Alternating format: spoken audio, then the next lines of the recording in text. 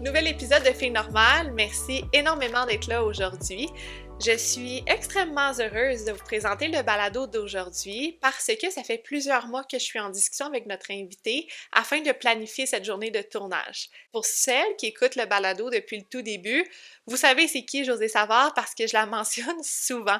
En fait, j'apprécie énormément le travail de Josée Savard, qui est en fait une psychologue clinicienne. C'est un peu comme une pionnière au niveau de la psycho-oncologie. La majorité de sa carrière qu'elle travaille en psychologie oncologique. Donc, c'est comme une sommité. Josée a écrit deux ouvrages que j'apprécie beaucoup, que je vous ai souvent mentionnés. C'est Faire face au cancer avec la pensée réaliste et son dernier est Apprivoiser la peur de la récidive du cancer avec l'optimisme réaliste. C'est notre sujet du jour. En fait, la peur de la récidive. Avant de débuter, je veux juste prendre un moment pour te remercier. Si la peur de la récidive, ça te fait peur, ça te rend mal à l'aise, mais que tu as quand même décidé d'écouter l'épisode d'aujourd'hui. Si vous écoutez le balado, c'est que vous êtes prête peut-être à apprendre à naviguer, apprendre à vivre avec cette peur-là, puis c'est vraiment la mission de l'épisode d'aujourd'hui. Tu sais, on pense que quand les traitements se terminent, ben que on y pensera plus, que tu sais, ça va être derrière nous. Puis pourtant, c'est à ce moment-là, on dirait qu'il y a une nouvelle peur qui apparaît en dedans de nous, il y a une nouvelle type d'anxiété qui se développe. Tu sais, en fait, moindrement qu'on a mal à quelque part, moindrement qu'on a un examen, qu'on a un rendez-vous qui s'en vient, on a comme cette peur-là.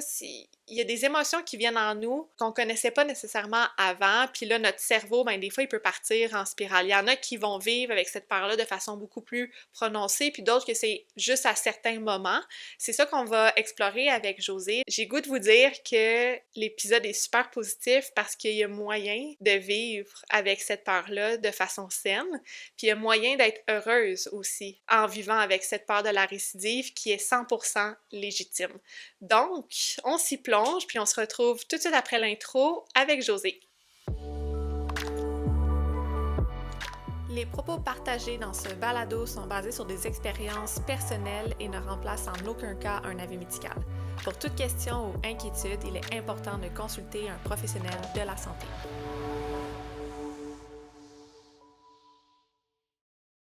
Allô, Josée! Salut! Bienvenue chez moi! Ça me fait plaisir. Je suis vraiment contente de te recevoir aujourd'hui parce que la récidive, c'est un sujet chaud, je pense, dans notre parcours avec le cancer. Ouais. Puis je me dis, OK, là, ça urge, faut faire un épisode sur la récidive, puis aussi avoir peut-être des trucs 101 de comment naviguer ça. Donc, avant qu'on commence, moi, je te connais parce que je suis quand même une fan. Donc, si tu peux nous faire une petite brève description de qui tu es.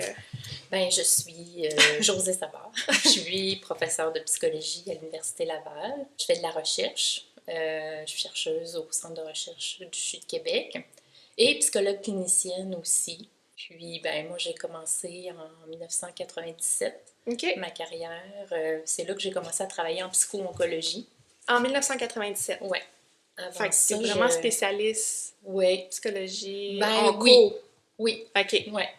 Et puis avant ça, ben, je m'intéressais à la psychologie de la santé plus généralement. Puis j'ai travaillé avec des personnes séropositives au VIH, notamment. Mais est-ce que c'est difficile encore aujourd'hui, en 2026, de trouver un oncopsy? Je dirais oui. Il y a eu une époque, en fait, où le ministère était un peu forcé d'avoir au moins un psychologue dans chaque centre d'oncologie au Québec, d'envergure, je dirais. Puis ça a donné vraiment un bon coup de main, mais on est comme resté là. Ça a stagné. Moi, je pensais que ça allait être un peu le déclencheur de, ben, on voit l'utilité, puis ça en prend plus et tout ça. Ouais. Donc, c'est ça. Il y a des centres qui sont quand même bien pourvus, puis d'autres beaucoup moins. Puis, il y a des centres aussi qui vont restreindre le nombre de séances qu'ils peuvent offrir. Il faut que ça soit vraiment un motif spécifiquement lié au cancer. Donc, quand ça déborde un peu, ils sont référés ailleurs. Ce qui est parfois difficile parce que les choses sont interreliées. Puis, quand on commence un suivi avec quelqu'un qu'on a confiance et tout ça, ça peut être intéressant de continuer avec la même personne. Donc, il y a des gros manques, en fait, surtout dans les régions. Oui, mais c'est vrai parce que, tu sais, de un, faire le pas à consulter un psychologue, c'est quelque chose. Ouais. Hein, c'est comme, faut le faire. Puis il y a souvent aussi les étapes de parlez-nous. Tu sais, la première rencontre, c'est beaucoup. Oui. Fait que c'est vrai, quand on consulte un oncopsy pendant nos traitements, quand ça finit, moi, quand mes rendez-vous avec mon oncopsy ont terminé, je me voyais vraiment pas réouvrir avec quelqu'un d'externe. Ouais. Puis, mettons, tu sais, un oncopsy qui, bon, parle d'oncologie et peut-être habitué d'accompagner des patients avec le cancer, est-ce qu'un psychologue, je veux pas dire régulier, mais quelqu'un en dehors de l'oncologie, va être en mesure aussi de nous supporter avec ces traumas-là, ou là, c'est comme... Ah, c'est une bonne question que j'aborde dans mes cours à Ah oui, l'université. Je pose la question à mes étudiants. Pensez-vous que c'est essentiel d'être spécialisé en oncologie pour être des bons intervenants pour soutenir les personnes atteintes de cancer? Les réponses varient. Mais je pense que c'est difficile d'être spécialisé dans tout. Puis les psychologues ont le devoir et la responsabilité de se documenter s'ils connaissent pas la problématique de la personne qui voit. Mais il reste que le contexte oncologique est particulier, comme les autres, là. Il y en a d'autres aussi. Puis que d'avoir quelqu'un qui est spécialisé en onco est quand même mieux. Ouais. Ouais. Mais c'est sûr que dans le fond, c'est de prendre un peu les ressources. Et si jamais vous êtes en traitement puis que vous avez accès à des ressources, de saisir l'opportunité. Oui, vraiment. Peut-être. Oui, vraiment. Puis là, fait que toute ta vie, tu as travaillé, on s'entend, une grande, la majorité de ta carrière en oncopsy. Et il y a 2 ans, si je ne me trompe pas, tu as reçu toi-même un diagnostic de cancer. Oui, en décembre 2023. J'ai reçu un diagnostic. J'étais suivie pour des masses qui étaient toujours bénignes jusque-là, depuis 3-4 ans certains. Puis là, cette fois-là, était la bonne ou la pas bonne. Ouais. C'est fou, pareil, de se dire, toute ta vie, tu as travaillé en onco, puis là, tu tombes du côté patiente. Oui. Est-ce que des choses dans toute ta carrière que tu t'adressais peut-être, puis tu t'es rendu compte que, finalement, ça change un peu, sachant que là, tu es du côté patiente, ou tu étais assez alignée? Ça va peut-être sembler présomptueux, mais très peu, en fait. OK. Parce que j'en ai quand même vu beaucoup, des patients au cours des années. Les problématiques, je les connais. Je me sentais évidemment super outillée pour faire face à cette situation-là, beaucoup plus que si j'avais eu une autre maladie. C'est sûr. Je comprends le vocabulaire, je connais les intervenants. Donc, je trouvais que j'avais une longueur d'avance là, par rapport à d'autres. Par contre, il y a des choses quand même qui m'ont surprise. Puis je dirais la chose qui m'a le plus surprise, qui va peut-être paraître banale pour les gens, c'est à quel point c'est tout le temps le cancer. Ouais. Que, tu sais, comme dans mes suivis, là, j'ai mammographie, échographie, résonance magnétique. Puis toutes ces choses-là, même si ça s'appelle, par exemple, un suivi 6 mois, ça n'a pas lieu à 6 mois pile. Non. Puis ça va durer des semaines, le temps qu'on prenne le rendez-vous, que ça ait lieu, qu'on attende les résultats.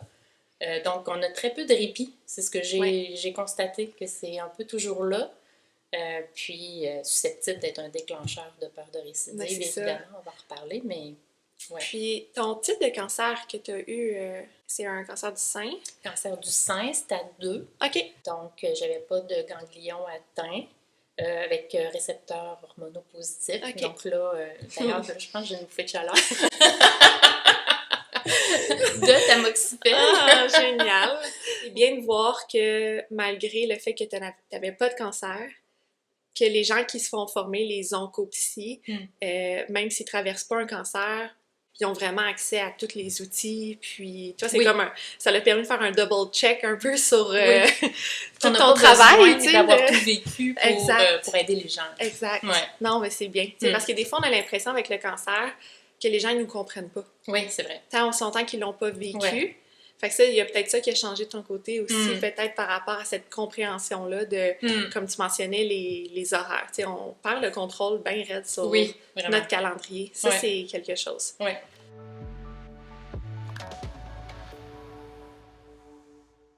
Je pense qu'une des méthodes que tu appliques beaucoup dans tes livres, qui est super intéressante, que moi j'applique maintenant au quotidien, c'est celle de la pensée réaliste. Je sais pas si tu voudrais peut-être nous expliquer, je pense qu'en entrée de jeu, c'est important de comprendre un peu c'est ta méthode de travail, en fait, c'est ton approche. Oui, bien, c'est basé sur l'approche cognitive comportementale, la thérapie cognitive comportementale.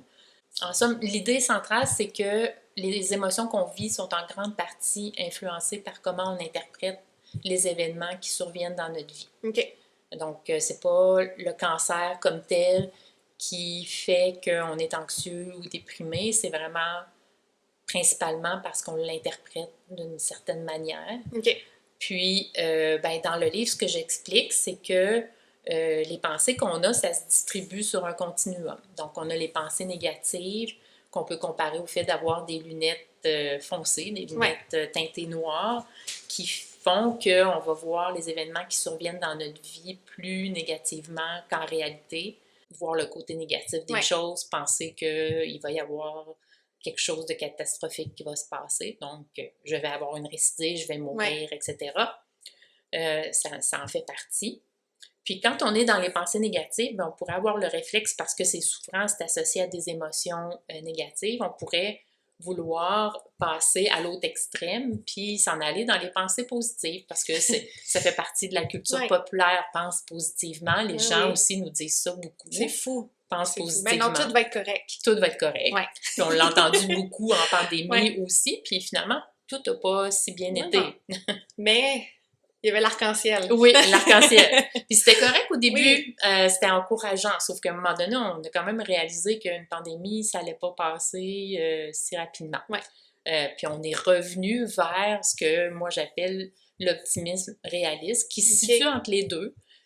Qui n'est pas les lunettes noires, qui n'est pas les lunettes roses, où on pense que tout va bien aller, mais qui est plus des lunettes claires, où on voit la situation telle qu'elle est, où on voit les risques réels, sans les exagérer négativement ni positivement.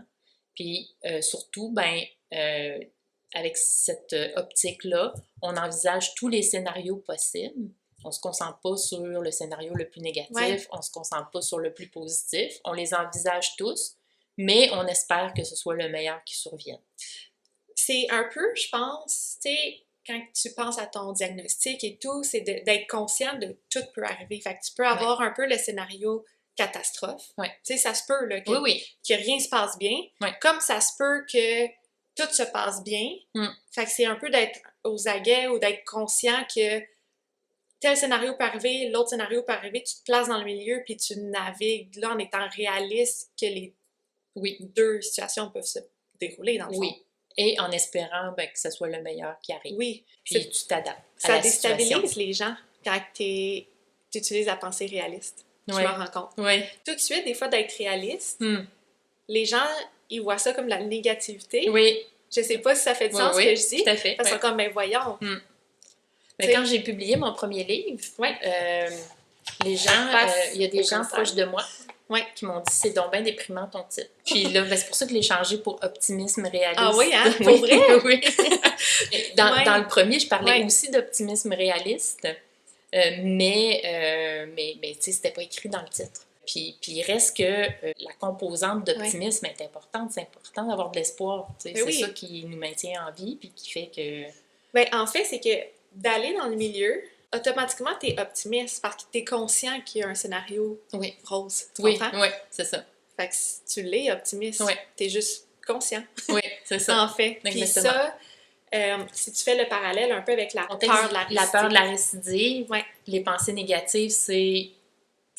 Les classiques, c'est bon, j'ai un symptôme, je vais avoir une récidive, j'ai des métastases, je vais mourir, mes enfants vont être orphelins, etc. Pensée positive, j'en aurai pas, tout va bien aller. Puis y en a-tu qui se disent ça? Oui, plein. Ah ouais, hein? Ah oui, plein. Mais en réaction, fait qu'ils sont toujours un peu... C'est un combat mental, en fait. Peu de gens sont capables... En fait, là, il y a des gens qui me disent « Ben moi, je suis une optimiste née. Je vois toujours la situation, le côté positif d'une situation. » Ma mère est comme ça. Mais ça, on ne change pas ça. Non. Ce qu'on change, c'est les personnes qui se forcent à penser positivement OK. parce que spontanément, c'est le négatif qui prend toute la place. Puis là, c'est tellement souffrant que là, ils essayent de s'en sortir en adoptant des pensées positives extrêmes. Donc, dans leur tête, c'est comme un combat mental. OK. Puis le réalisme, finalement, c'est du factuel. Ouais. Tu sais, C'est c'est ça. du concret. Oui. Puis dans le contexte Plus, de la ouais. peur de la récidive, ben là, tous les scénarios possibles. Donc, tu sais, de dire, bon, ben, tu sais, mes derniers suivis datent de X mois, j'avais rien. Donc, les chances sont que ça soit pas une récidive. Ouais. Mais on se fait pas croire qu'il n'y a aucune chance que ça en soit une. Donc, si c'est une récidive, tu sais, c'est quoi les risques? Est-ce que, tu sais, compte tenu que je suis suivie régulièrement, ben, les chances sont que ça va être quelque chose qui va être traitable. OK. Tu sais, d'envisager tous les scénarios, puis au terme de ça, de se dire, ben, d'après moi, le scénario le plus réaliste, c'est celui-là. Puis que ce soit un qui soit optimiste. OK. Intéressant. On parlait tantôt de récidive. On sait que les gens, des fois, sont mal à l'aise d'aborder le mot récidive, peut-être. Tu sais, la question, là, c'est-tu normal de vivre avec la peur de la récidive ou c'est nous qui se font un scénario, tu sais? Bien, autant le mot cancer fait peur. Ouais. Puis on l'associe à la mort. Quand on reçoit un diagnostic de cancer, généralement, c'est la première idée qui nous vient en tête. Ouais. Je pourrais mourir. Ben, les récidives, a exactement le même effet. OK. Sinon plus, hein, parce que on a tendance à dire, ben, une récidive, ça va nécessairement être plus grave, alors que c'est pas toujours le cas. Ouais. Il y a des gens qui ont des récidives locales, qui sont traités puis qui survivent très, très longtemps. Donc, c'est une association. Autant c'est erroné d'associer cancer à la mort, autant c'est erroné d'associer récidive à la mort. Tu sais, maintenant, avec les réseaux sociaux puis les forums, ça nous donne quand même des yeux sur... Il y a beaucoup de gens qui ont des récidives et qui vivent extrêmement longtemps après leur récidive. Oui. Tu sais, des fois, c'est ça, c'est un peu une relation amour-haine, les réseaux sociaux ou les forums, ou d'aller chercher de l'information, mais je trouve que aujourd'hui, avec Internet puis l'accès à tout ça, ça peut amener beaucoup d'espoir. Oui. Tu sais, c'est comme les Stade 4, par exemple. Oui. Avant, Stade 4, c'était la fin, là. C'est palliatif, puis c'est... Mais c'est pas ça. Je côtoie des femmes avec des cancers de Stade 4, puis ils font les mêmes activités que moi, là. Dans le sens, c'est la vie continue, mais différemment, mais ça continue, là. C'est plus la fin, directement. Puis c'est pas de penser de façon irréaliste, tu sais, de croire que ça va s'améliorer, tu sais, les traitements, ça s'améliore toujours, il y en a toujours des nouveaux, puis avec les thérapies ciblées, tout ça, on est vraiment proche, je pense, d'amélioration significative. Vraiment.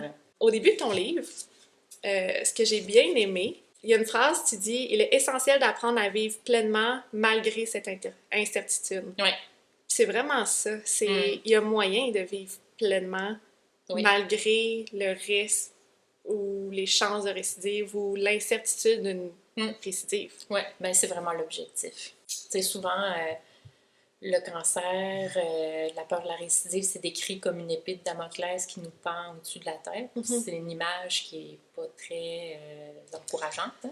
Mais c'est ça quand même. C'est le petit nuage qui est là. Mais qui était là avant. Qui était là avant qu'on ait le cancer. On savait qu'on allait mourir un jour. On n'y pensait juste jamais. Mais je trouve que quand j'ai eu mon diagnostic de cancer, on dirait qu'il y a comme un voile qui s'est mis. Où j'ai perdu, je vais dire, ces lunettes roses-là sur... J'y pensais pas autant fréquemment. J'y pensais. Des fois, je pense qu'on est capable d'y penser. Ça me préoccupait pas à tous les jours. Non. C'est normal, tu étais très jeune aussi. Mais je te dirais que la plupart des gens, peu importe leur âge, ne pensent pas à la mort à tous les jours. Même si c'est une certitude. En fait, si on y pense, là, c'est quoi qui est certain dans la vie? OK. Sauf qu'on va mourir. Mais des fois, c'est que le cancer nous donne l'impression que peut-être ça nous a poussé vers cette ligne d'arrivée-là. Tout à fait. Oui. OK. Qui est bien souvent une perception erronée, parce qu'on ne sait pas.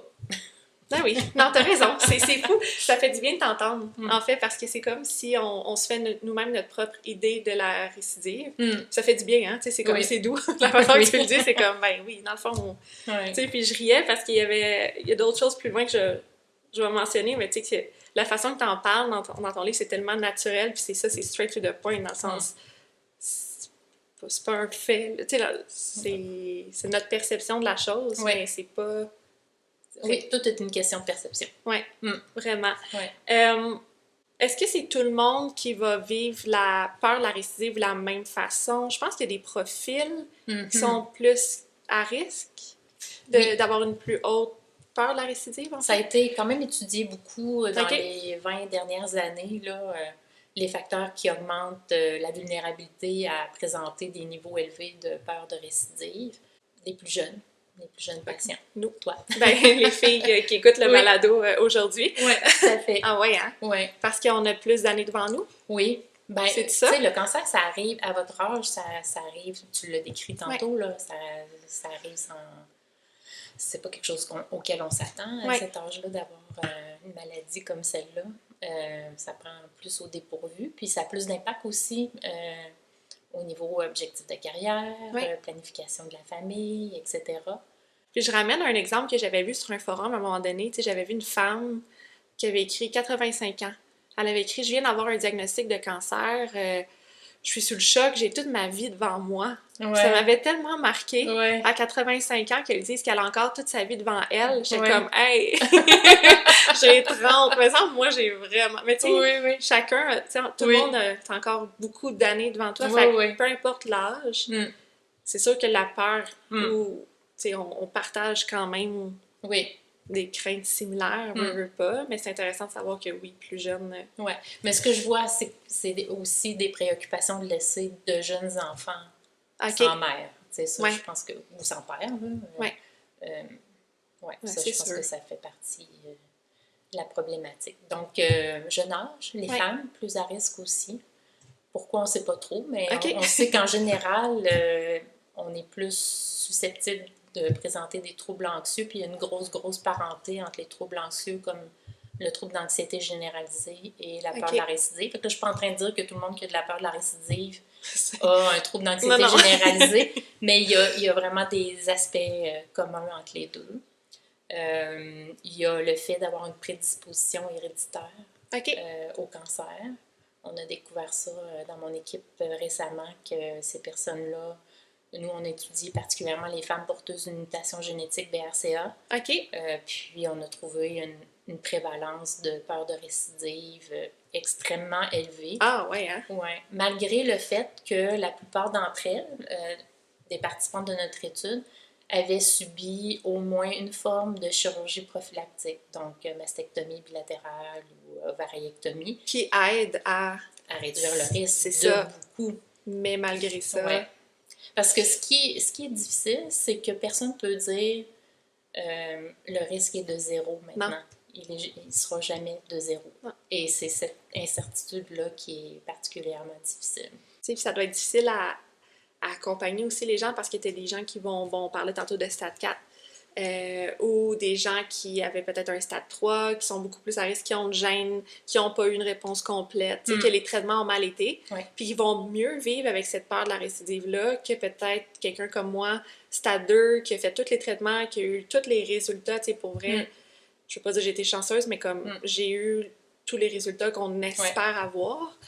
Puis, my God, je faisais tes tests dans le livre, puis en tout cas, moi, je score très, très haut, là. Ah oui? Okay. Oui, vraiment. J'ai te mentionné. Ça paraît peut-être pas, mais je score extrêmement haut dans les tests que tu fais pour mesurer un peu notre indice, peut-être. Puis pourtant, tu sais, il faut que je me ramène à la raison parfois, parce que c'est comme, ben, tout est correct, là. Tu sais? Fait que pourquoi que, tu sais, on reste accroché à ça? Mais c'est ça qu'aujourd'hui, on veut explorer. Puis on va essayer de se donner des petits trucs avec ça. Puis brièvement, tu sais, selon toi, à quel moment que ça devient un petit peu problématique? Oui. Bien, je pense qu'il faut d'abord parler de la peur de la récidive qui est plus normale. Moi, j'aime pas trop employer le mot normal, pathologique, mais bon, pour simplifier le discours, on va faire ça pareil. La PRC normale, j'utilise l'acronyme PRC pour peur de la récidive du cancer. Ça va se manifester souvent dans la période qui entoure les tests médicaux, les suivis avec l'équipe médicale. Ouais. Donc, un peu de temps avant, après les tests, en attendant les résultats, en attendant de savoir si tout est normal. Là, ça va être particulièrement difficile. Ça, c'est pour à peu près 100% des gens. Donc, on dit que c'est 100% des gens qui vont vivre la PRC à un moment ou l'autre de leur trajectoire. Fait que ça, c'est normal, ça va s'amenuiser, puis probablement revenir au moment des prochains tests. Puis, il y a une PRC, si je vais à l'autre bout du spectre, ben là, ça va être plus présent de façon persistante. Ça va être facilement déclenché par toutes sortes de situations, des discussions, notamment des symptômes. C'est le déclencheur le plus typique de la PRC, c'est de ressentir de la douleur ou un autre malaise physique. Puis, c'est pas le symptôme qui provoque la peur de la récidive, c'est vraiment comment on l'interprète. C'est ça. Donc, si on l'interprète comme « ça y est, j'ai une récidive de cancer, j'ai des métastases et je vais mourir ben c'est sûr que là, on est parti. Mais on part dans la spirale, là. C'est clair. C'est ça, puis expliquer un peu la peur pendant les scans. Le terme, c'est quoi? C'est scan anxiety. Exactement, qu'on voit beaucoup. Fait que je suis contente de savoir que c'est quelque chose qui est normal. Tu sais, moi, tu vois, mon mindset par rapport à ça, mais après, tu sais, je suis très anxieuse avant, pendant, après, là, vraiment, puis c'est facile de dire ça, mais j'essaie de me raisonner puis de me dire, tu sais, tu veux que je fasse quoi? Mettons qu'ils trouvent une récidive. Il n'y a rien à faire, là. Est-ce que mon anxiété me sert présentement à quelque chose? Non. Tu sais, c'est comme... C'est ça. C'est ça qui est ça. Fait que, tu sais, des fois, j'essaie de me raisonner, je sais pas si c'est une bonne façon, c'est bon. Mais de me ramener au côté peut-être réaliste de tout ça, de ne pas être dans le négatif. Questionner l'utilité. À quoi ça me sert d'être anxieuse présentement? À part me gâcher ma journée. Fait que, en tout cas, moi, c'est mon petit truc 101 que je me donne à moi, là, c'est très bon. De me raisonner comme ça, de me dire, ben là, tu sais, comme quand on a peur de s'autopalper, hein, tu sais, souvent les femmes, puis j'avais fait un épisode sur l'autopalpation, ma mère guidée, là, pour accompagner, tu sais, même moi, j'ai peur, là, dans la douche, là, c'est comme, j'ai peur, mais en même temps, je me dis, crime, vaut mieux que je le trouve, puis ça se peut que je trouve absolument rien, là, on s'entend, là. Mais que d'éviter, l'évitement de faire une autopalpation, par exemple. Fait que ça, c'est un peu ma façon. Ben, tu sais, c'est que les gens anxieux, tu sais, je te disais que la PRC a beaucoup de points communs avec l'anxiété généralisée, en ce sens où les personnes anxieuses ont tendance à aller beaucoup dans les résolutions de problèmes, puis à essayer de planifier le futur. Le futur est inquiétant pour les anxieux. Donc, on va avoir tendance à vouloir planifier les problèmes, puis planifier des solutions. Mais là, planifier un résultat négatif à un test, ça se planifie pas. Puis, quand bien même, on dirait, ben si j'ai une récidive, ça nous amène-tu vers des solutions? Pas tant que ça, parce qu'on ne sait pas encore ça va être quoi la gravité, ça va être quoi les traitements qui vont nous être suggérés. Tu sais, les options sont tellement nombreuses que là, on se perd dans toutes les éventualités qui sont susceptibles de se produire.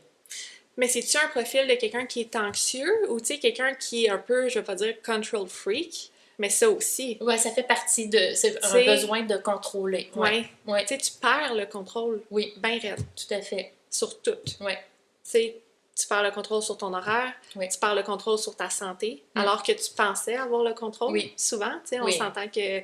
Surtout dans notre génération, on est vraiment plus consciente de ce qu'on mange, on est conscient qu'il faut faire de l'activité physique, on se le fait dire depuis qu'on est jeune au primaire, qui est une chose complètement différente des autres générations d'avant. Tu sais, on sait le plastique, tu sais, comme on est vraiment à l'affût de toutes ces informations-là, fait qu'on prend déjà des mesures.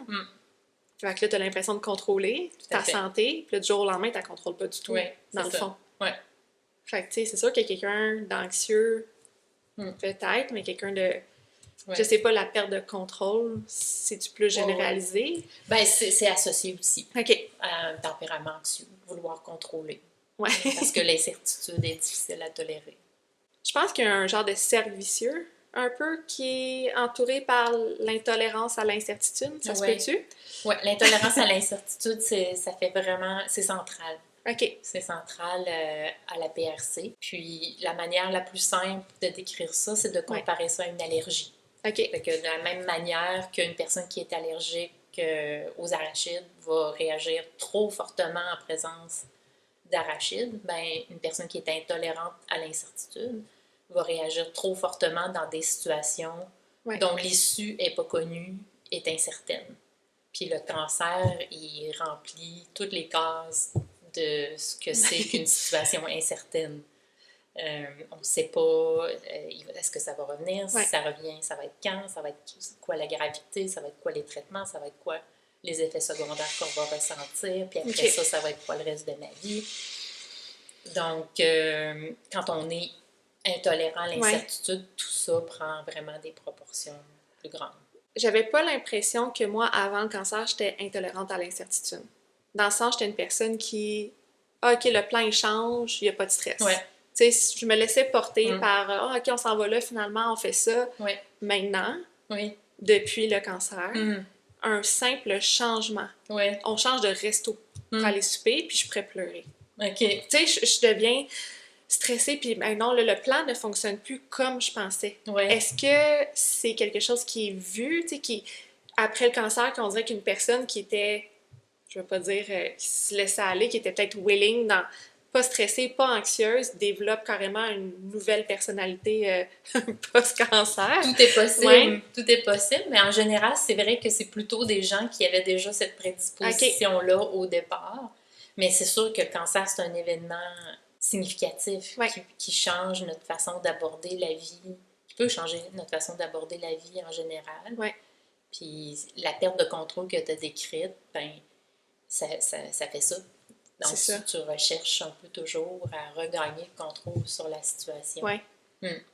Puis pour certaines situations, planifier un voyage, c'est parfait avec toi. Il n'y aura pas d'imprévu. En tout cas, s'il y en a, ça va être prévu. Mais... Sinon, faut pas qu'il y en ait. C'est ça maintenant. Faut plus qu'il y en ait. Non, mais c'est pas si pire. Mais tu sais, quand même. J'ai goût de citer un passage de ton livre. Il dit « Lorsqu'on s'inquiète sur une base régulière de quelque chose qu'on associe à la mort, il est naturel que cela finisse par affecter notre morale et par conséquent notre capacité à apprécier la vie. » J'ai vraiment ri quand j'ai lu ça parce que ça revient un peu à tantôt quand on parlait. Tu sais, c'est tellement straight to the point, c'est tellement, je veux pas dire de base, mais ça fait plein de sens. Tu sais, pourquoi, si on alimente toujours de quoi de négatif, ben c'est bien normal. Tu sais, pourquoi qu'on se laisse alimenter autant cette peur, la récidive-là? Tu sais, on dirait que on accepte d'alimenter ça avec notre cancer, alors qu'avant le cancer, je pense pas qu'on se laisserait alimenter autant. T'sais, on se dirait, voyons, là, viens-en. Mais là, la peur, la récidive, ou la peur, ça, on l'alimente, puis il n'y a pas de fin.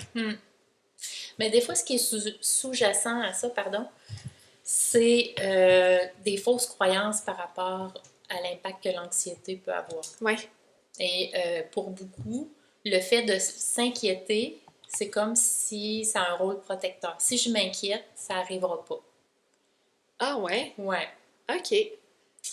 C'est quoi? C'est parce que t'es pas dans le déni de ta situation? C'est vraiment une croyance erronée que nos pensées, nos sentiments ont un impact sur le cours des choses. On n'est pas toujours conscient de ça. Moi, je me rappelle, sans avoir cette croyance-là si fort, mais je me rappelle d'avoir... je faisais des demandes de subvention, là, j'en ai fait tout le long de ma carrière. Puis là, on attendait les résultats. Puis là, je me disais, ben si je me dis que je ne l'ai pas, je vais l'avoir. Ben c'est un petit peu le même phénomène. Mais autrement dit, il ne faut pas que j'aie trop confiance en la vie parce qu'elle va me prendre au détour. Mais ben c'est ça, tu sais, c'est un peu les croyances 2026, tu sais, le fameux manifester des choses. Je sais pas si... Tu sais, le fait de manifester des affaires, puis des fois, ça crée du stress. Tu sais, des fois, je veux pas manifester une récidive. Fait que, tu sais, j'y pense des fois, je suis comme, il y a un risque de récidive. Là, c'est sûr, je vais avoir une récidive. Là, je suis comme dans ma tête, non, shit, j'ai dit que j'allais avoir une récidive, fait que là, je vais en avoir une. Ben, c'est ça, il y a les deux, bizarrement, les deux types de croyances existent et peuvent même coexister. OK. C'est-à-dire de penser que si je m'inquiète, la chose dont je m'inquiète a plus de chances de survenir. Moi, je pensais que c'était juste ça qui existait. Puis l'autre, que si je m'inquiète, ça va me protéger. J'avais jamais entendu ça. Ouais. OK. Tu vois, moi, j'avais jamais entendu cette... Mais l'une comme l'autre sont aussi erronées, là. Ouais, c'est pas vrai. Non. Notre pensée n'a pas le contrôle. Il n'y a pas un lien magique qui relie. Mais tu sais, les manifestations, puis lancer dans l'univers, là, tu sais, ces trends-là de TikTok, là, ouais, c'est ça. C'est ésotérique.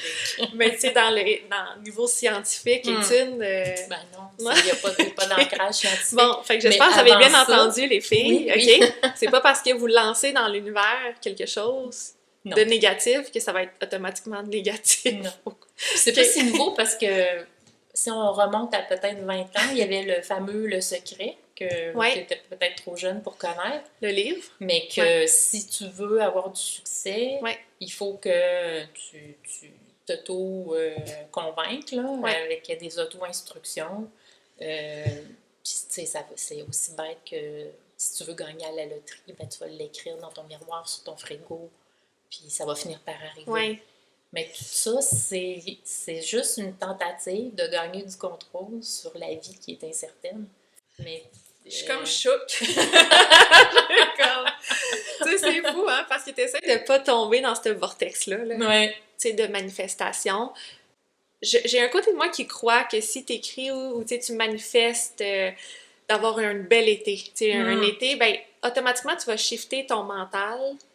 Tu vas shifter ton mindset à de quoi qui est positif. Donc, plus une personne est positive, dans ma tête, ça l'attire les gens positifs, tu sais, ça l'attire des belles situations, mais plus que quelqu'un est négatif, on dirait que tout est négatif. Tu sais, il y a comme un peu cette façon-là de ce que tu projettes, puis comment tu te parles à toi-même aussi.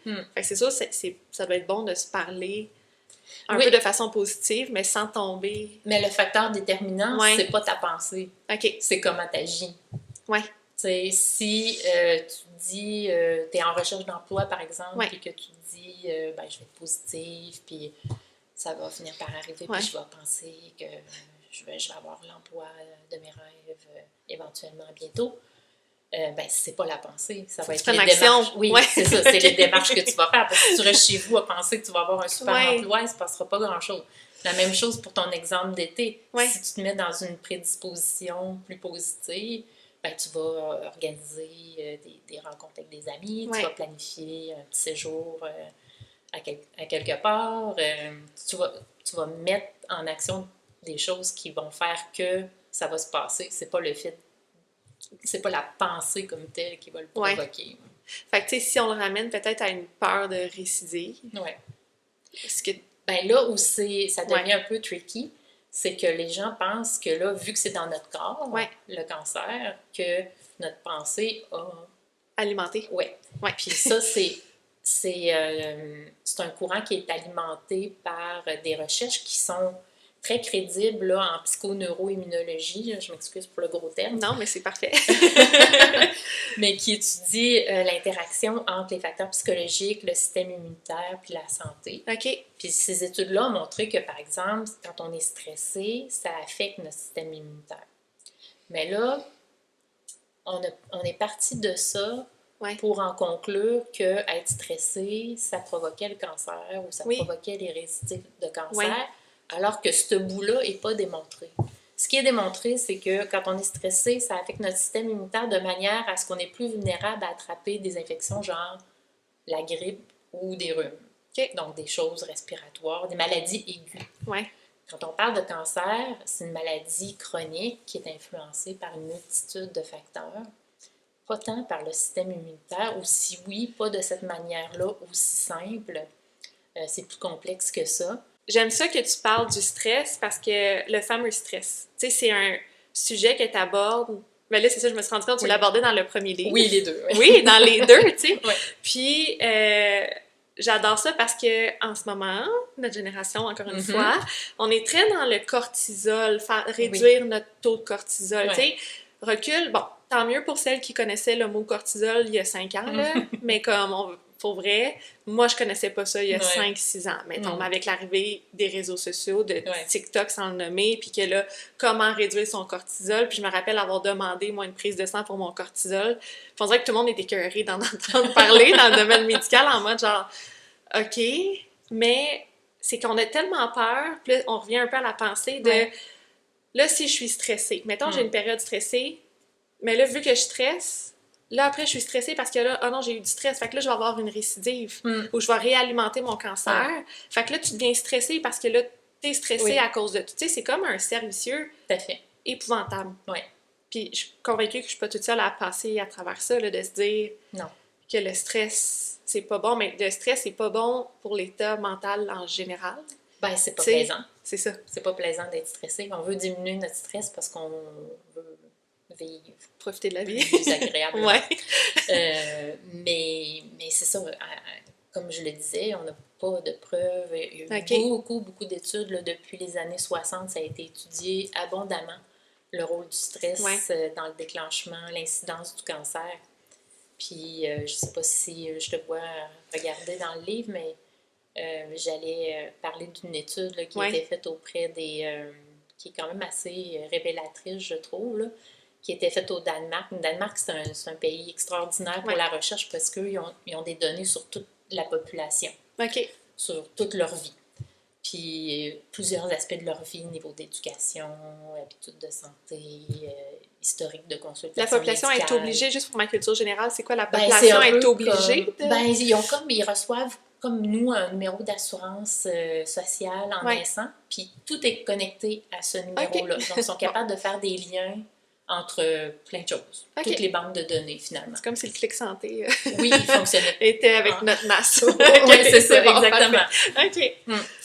Et puis, ben, ça leur permet d'étudier des choses que d'autres ne peuvent pas étudier. Puis eux, ils ont regardé, est-ce que en fait, ils se sont demandé, mais c'est quoi l'expérience stressante ultime? Ouais.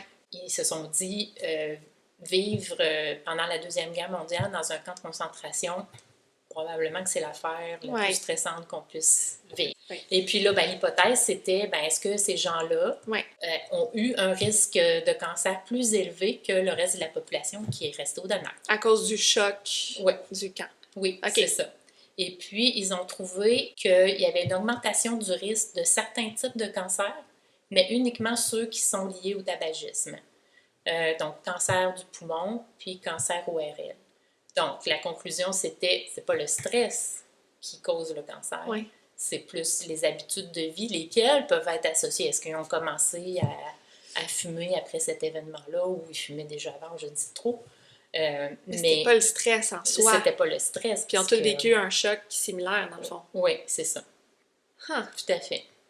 C'est... Fait que notre petit stress de manquer Ouais. notre autobus ou d'arriver en retard au travail.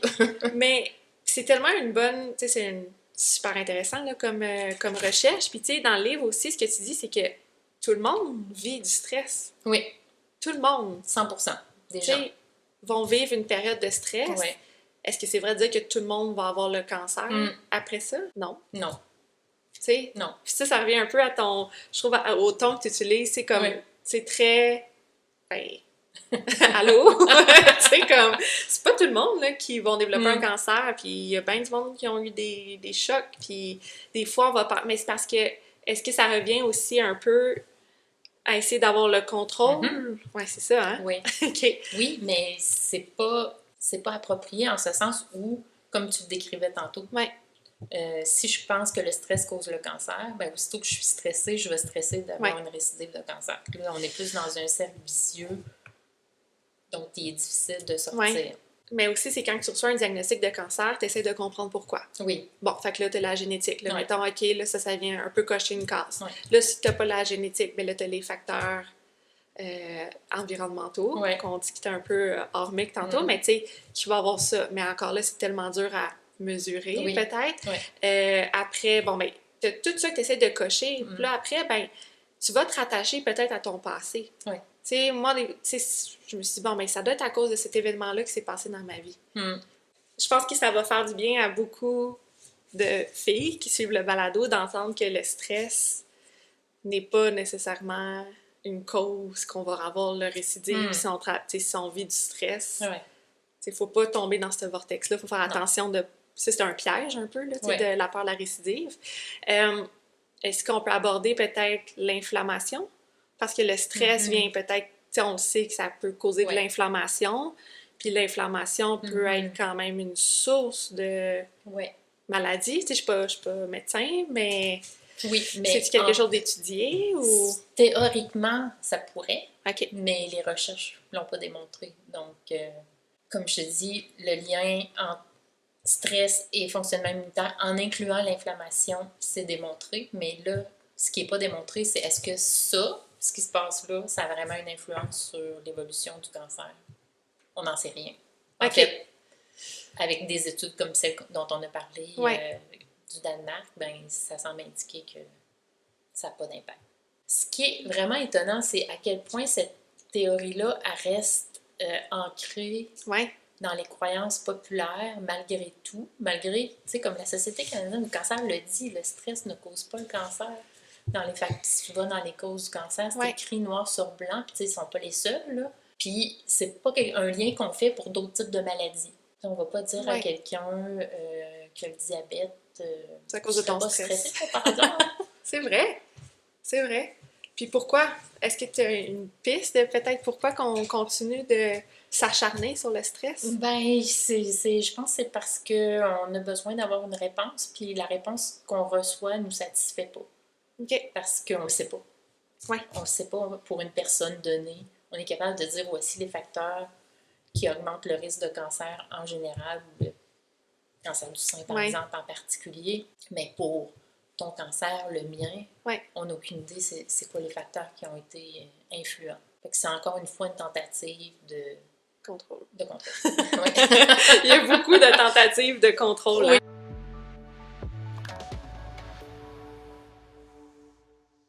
Avant qu'on tombe peut-être dans les outils, tu sais, que tu puisses nous donner des trucs 101, puis je sais qu'il y en a plein, là, mais tu sais, pour nous ramener des fois à la raison, là, quand on commence à tomber dans la spirale sans fin.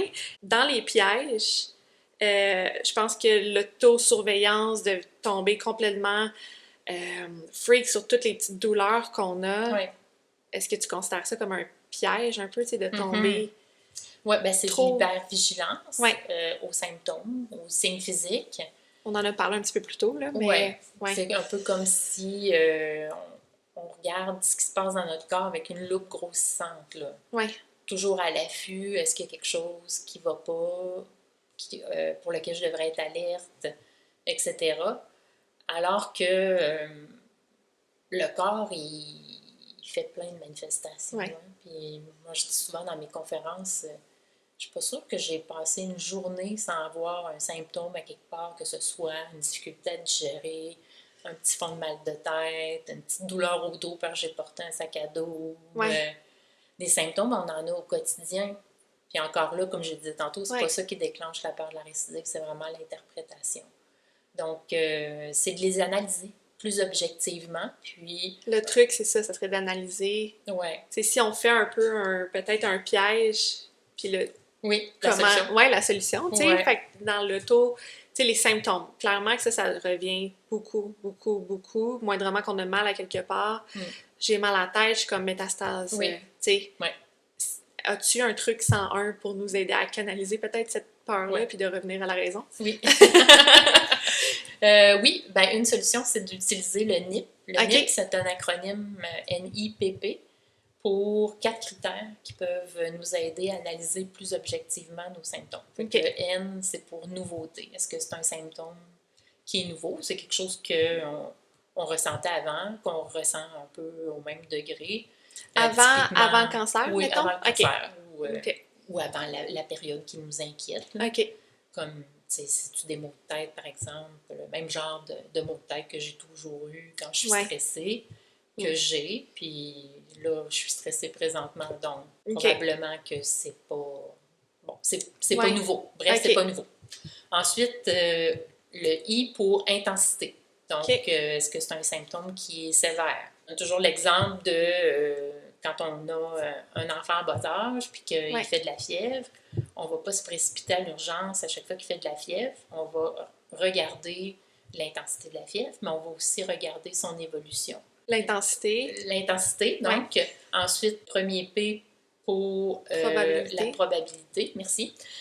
Donc, c'est quoi les causes possibles de mon symptôme outre un cancer? OK, qu'on oublie souvent. Là. Oui, c'est ça. OK. Tu sais, j'ai jardiné, j'ai porté un sac à dos, c'est peut-être pour ça que j'ai mal au pilates. Oui, c'est exactement. Ça. OK. Je suis stressée, peut-être que ça me donne des symptômes gastro-intestinaux. Bref, on regarde un peu est-ce qu'il y a d'autres explications possibles. OK. Puis ensuite, ben, c'est la persistance. OK. Puis ça, ben, ça nous met dans un rôle d'observateur par rapport à nos symptômes, plutôt que de j'ai un symptôme, je panique, je m'en vais consulter. Là, on se donne un moment pour observer l'évolution, puis se dire, ben, est-ce que le week-end, j'en ai moins de symptômes? Ben, peut-être c'est parce que je suis moins stressée. Oui, je comprends. Versus, tu sais, là, on prendra un cas où une consultation urgente serait nécessaire, ben, un mal de tête vraiment intense, avec des symptômes visuels, puis ça augmente en intensité, ben là, on n'y est pas avec ça. Là, non, c'est ça. C'est sûr.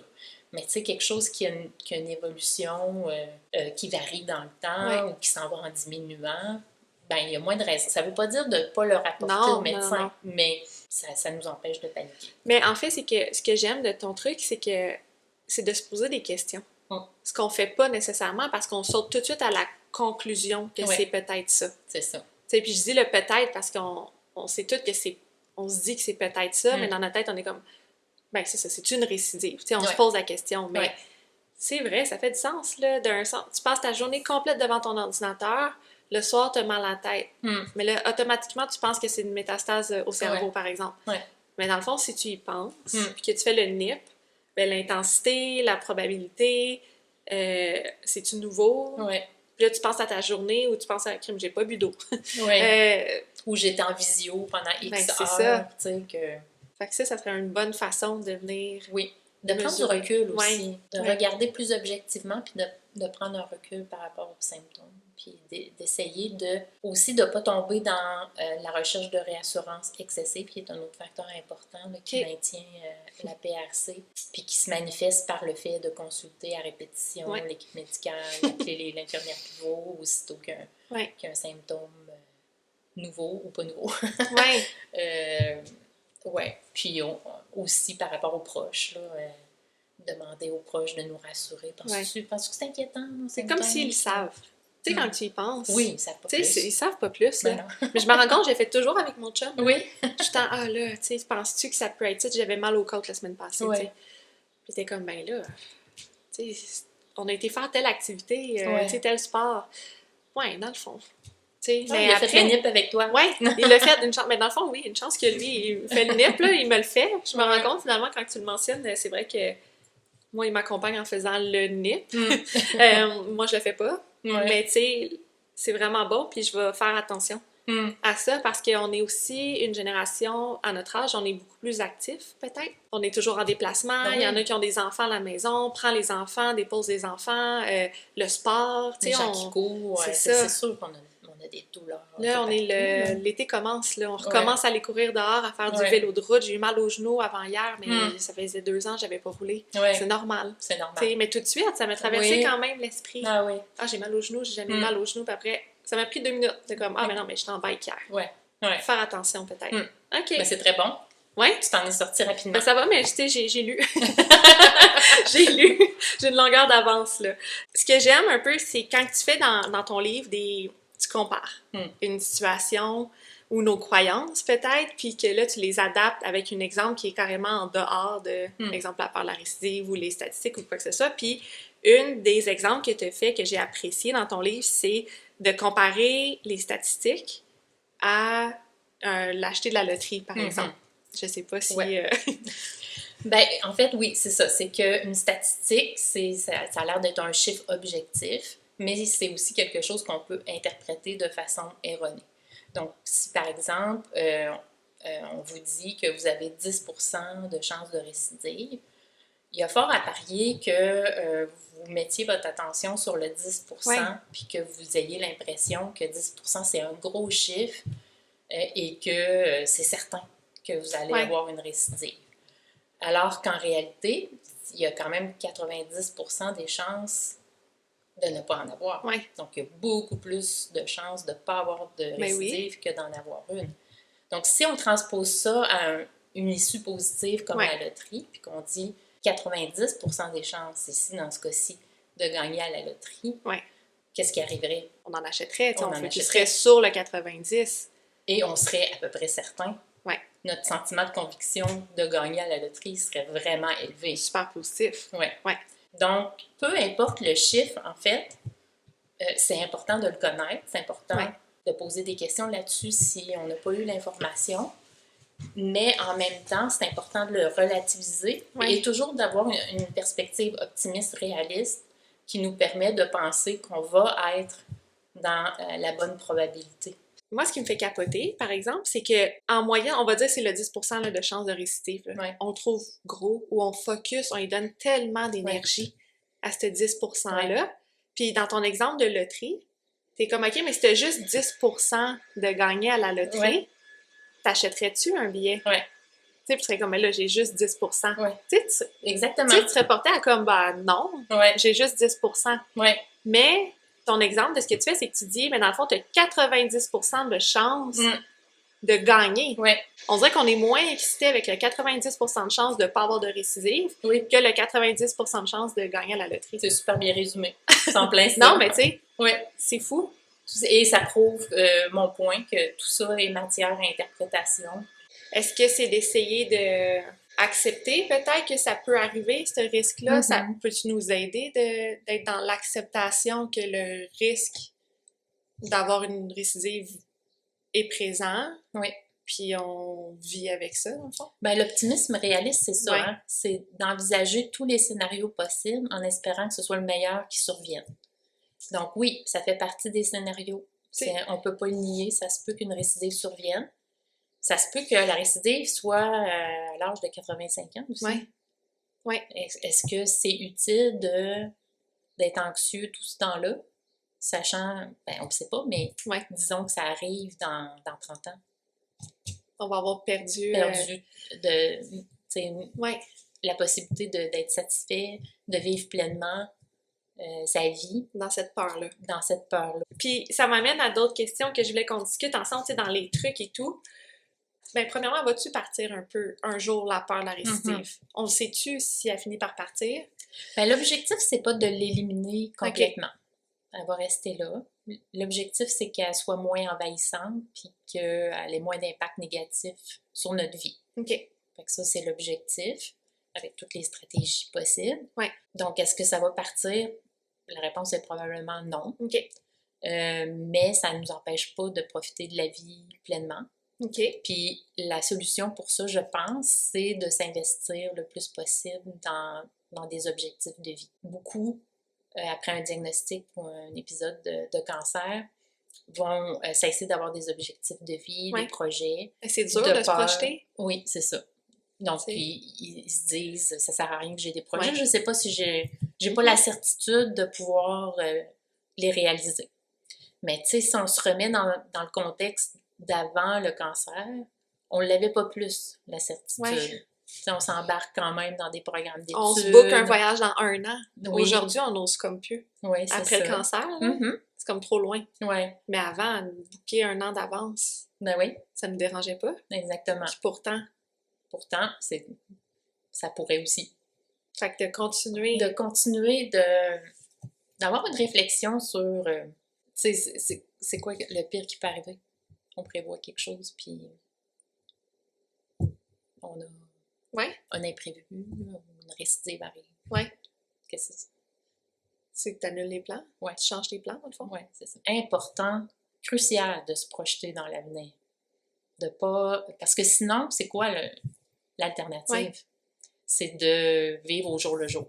Mais moi, j'ai tendance à penser que c'est pas mal déprimant comme façon d'aborder la vie, de se lever le matin puis de pas savoir, de pas avoir de direction. Oui. Je comprends ce que tu veux dire. Fait qu'il faut pas oublier de donner cette direction-là puis de... Mais c'est facile de s'oublier, je pense, avec...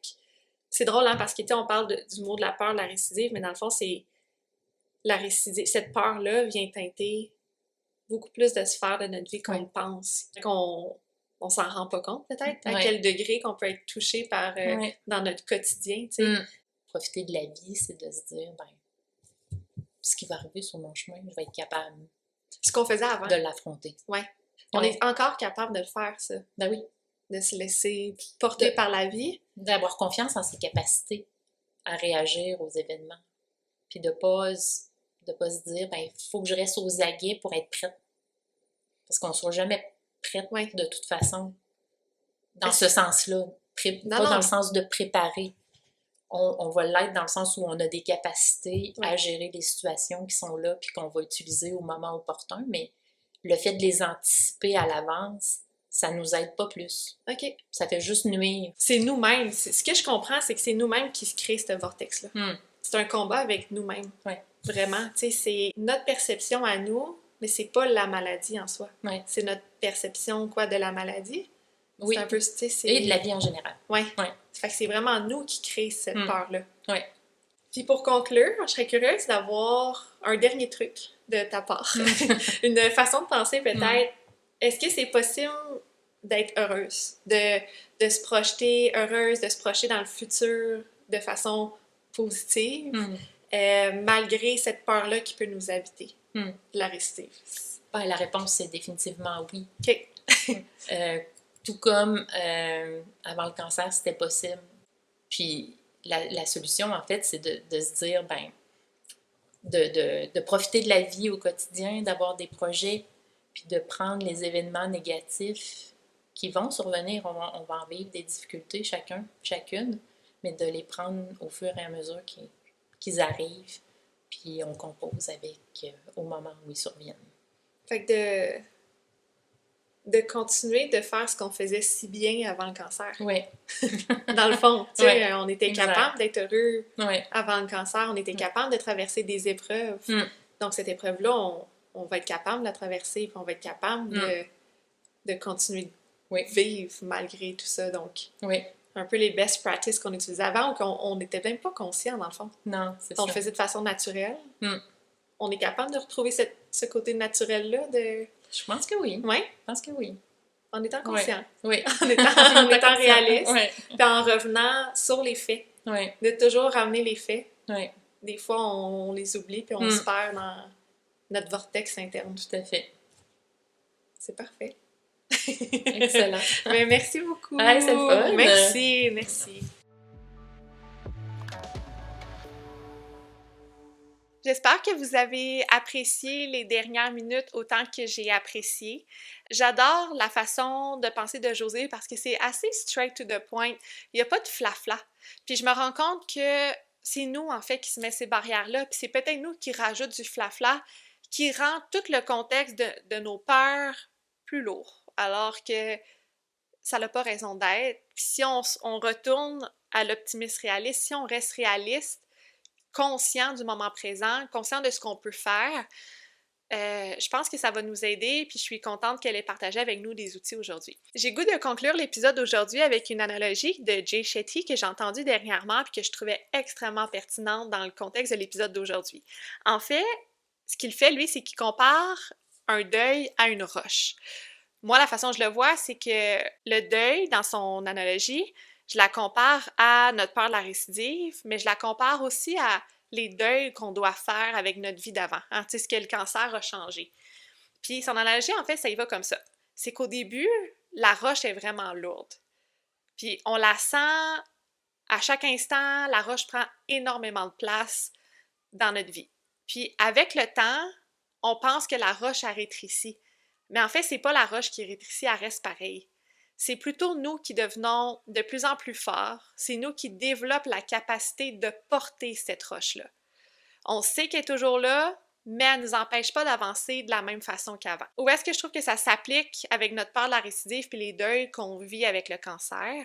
C'est que l'objectif, c'est pas nécessairement de faire disparaître complètement la peur ou les deuils qu'on vit. En fait, c'est d'apprendre à vivre avec les changements, à vivre avec cette peur-là, puis de leur faire une place sans que ça prenne toute la place. De devenir assez solide pour porter la roche sans que ça prenne le lead sur notre vie.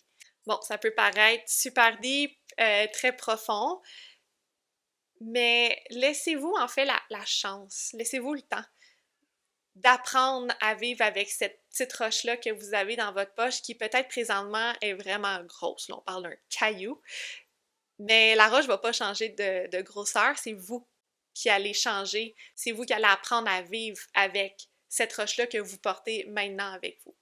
Donc, voilà les mots du jour. Merci beaucoup d'avoir été là aujourd'hui. Je suis vraiment heureuse d'avoir pu vous partager ces outils-là. Ça remplit bien notre petite banque d'outils qu'on est en train de développer ensemble. Si vous connaissez quelqu'un qui vit avec la peur de la récidive, qui n'ose pas parler de la récidive, qui n'ose pas faire le pas à apprendre à apprivoiser cette peur-là, n'hésitez pas à lui partager le balado. Je pense que c'est un épisode qui est doux puis qui peut permettre de faire un premier pas vers cette direction-là, vers le prochain chapitre, en fait, de cette peur de la récidive. Donc voilà, c'est ce qui conclut l'épisode d'aujourd'hui. Merci beaucoup d'avoir été là et on se revoit très bientôt.